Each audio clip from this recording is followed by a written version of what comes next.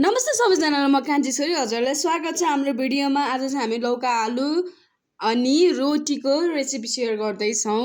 यो चाहिँ लौका आलु छिरिसकेपछि पखालिसकेपछि कुकर बसाल्यौँ। कुकरमा तेल हाल्यौँ। तेल हालेपछि हाम्रो घरमा लसुन प्याज केही खानुहुन्न, त्यही भएर मेथी हाल्यौँ। मेथी हालेपछि बेसार हाल्यौँ। बेसार हालिसकेपछि चाहिँ अघि लौका र आलु काटेको तरकारी हाल्यौँ। आलु र लौका काटेको तरकारी हालिसकेपछि त्यसलाई मजाले भुट्यौँ। भुटिसकेपछि चाहिँ मसला हाल्ने समय आयो। मसलामा चाहिँ बेसार, नुन, धुलो खुर्सानी, धुलो जिरा, धुलो धनियाँ हाल्यौँ। हालेपछि